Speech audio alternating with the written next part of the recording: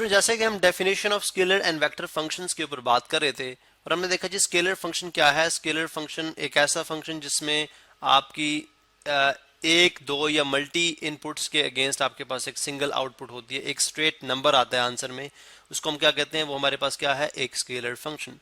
जबकि vector function की हम बात कर रहे थे तो हमने कहा जी बहुत सारे स्केलर फंक्शंस को इस्तेमाल करते हुए वेक्टर फंक्शन बना सकते हैं। ठीक है, अब हमने देखा जी कि अगर एक प्लेन ले लिया जाए और इस प्लेन ये कुछ करतब करता हुआ इस तरह से मूव कर रहा है, और अगर हम इस बात में हमारा दिलचस्पी है कि हम इस प्लेन की किसी भी पॉइंट के ऊपर हम इसकी पोजीशन मालूम कर सकें, तो वो उसके लिए फिर हमें हर पॉइंट के लिए हमें वेक्टर चाहिए होगा। ठीक है, इसका मतलब है क्योंकि 3D के अंदर है, 3 डायमेंशनल के अंदर प्लेन को दिखाया गया है, स्पेस के अंदर है प्लेन।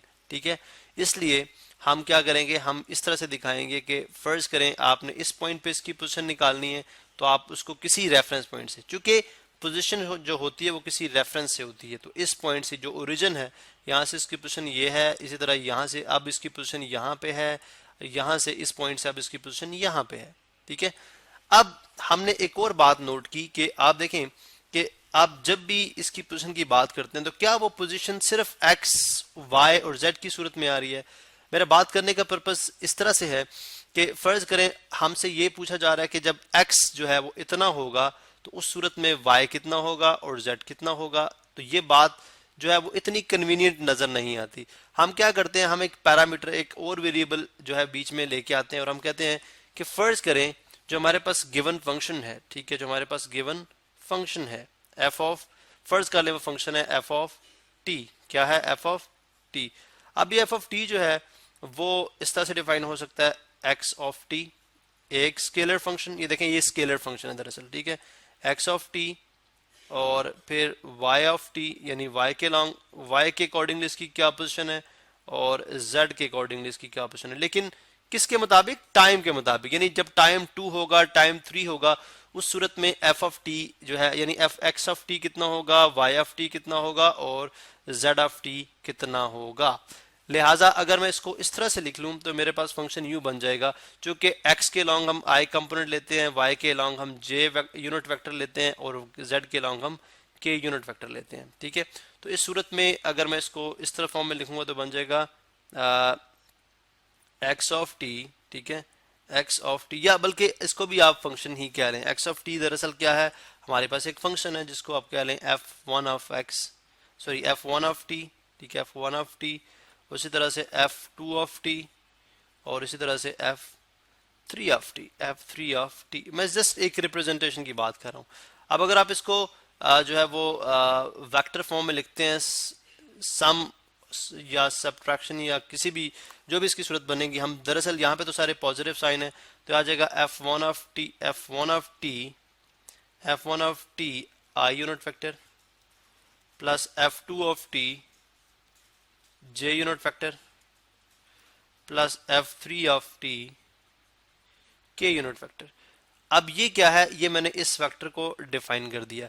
अब ये जो वेक्टर है ये इस प्लेन की किसी भी वक्त में पोजीशन हमें बता सकता है, किसी भी वक्त में। मतलब आप अगर देखना चाहते हैं जब टाइम जो था वो 4 था, 4 सेकेंड था, तो उस टाइम इस एफ ऑफ टी जो कि एक वेक्टर है, अब वो क्या है, दरअसल एक वेक्टर। चूंकि देखें इस प्लेन की जो पोजीशन होगी हम देखेंगे x के मुताबिक, x पहले अगर ये पहले 0 पे था, x अगर इसने यहां से स्टार्ट किया तो x के मुताबिक इसने कितना डिस्टेंस ट्रेवल किया। ठीक है, कितना डिस्टेंस ट्रेवल किया, ये x है। ठीक है, ये x है। इसी तरह से आप y के लॉन्ग, y के मुताबिक देखेंगे कितना डिस्टेंस ट्रेवल किया, z के मुताबिक देखेंगे कितना डिस्टेंस ट्रेवल किया। तो जो सब के मुताबिक देखेंगे और फिर हम एक पोजीशन वेक्टर ड्रॉ करेंगे, एक पोजीशन वेक्टर ड्रॉ करेंगे जो इस प्लेन की, इस जहाज की पोजीशन को बताएगा उस खास वक्त के अंदर जिसके अंदर हम मालूम करना चाह रहे हैं। अब चूंकि x के लॉन्ग भी जो पोजीशन होगी वो किसी फंक्शन के तहत होगी जिसको आप स्केलर फंक्शन कह रहे हैं, जैसे यहाँ पे y के लॉन्ग जो उसकी पोजीशन होगी वो भी किसी स्केलर फंक्शन के तहत होगी, z के लॉन्ग जो पोजीशन होगी वो भी किसी स्केलर फंक्शन के तहत होगी। लेकिन अगर आप इन तमाम को एक फंक्शन की सूरत में लिख दें तो ये एक डायरेक्शनल, यानी एक खास डायरेक्शन में, ओरिजिन से लेके एक खास डायरेक्शन में एक स्केलर क्वांटिटी बनेगी। अब चूंकि इस पर्टिकुलर डायरेक्शन है तो हम क्या बोलेंगे, ये हमारे पास क्या है, एक वेक्टर क्वांटिटी है। ये हमारे पास क्या है, एक वेक्टर क्वांटिटी है। इसका मतलब है कि अगर आप वेक्टर क्वांटिटी की बात करते हैं तो वेक्टर क्वांटिटी क्या होता है जी, कि आपकी पोजीशन, वेक्टर क्वांटिटी दरअसल एक पोजीशन वेक्टर्स होती है, ठीक है। वेक्टर क्वांटिटी एक पोजीशन वेक्टर के सूरत में हम इसको जाहिर करते हैं। तो इस तरह से बहुत सारी मुख्तलिफ सिचुएशंस, बहुत सारी मुख्तलिफ चीज़ें हो सकती हैं।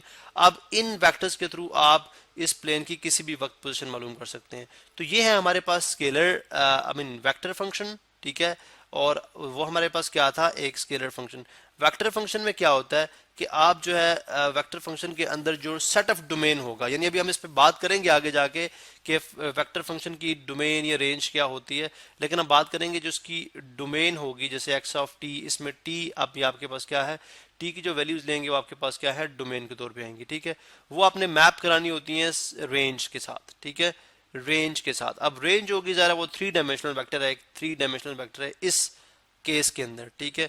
तो इस तरह से जब आप इनकी मैपिंग कराएंगे, इनपुट के साथ आउटपुट की मैपिंग कराएंगे, ठीक है, तो ये आपके पास, जिसमें ऑब्वियसली आपके पास पोजीशन वेक्टर ही आते हैं, तो ये आपके पास कहलाता है एक पोजीशन वेक्टर फंक्शन।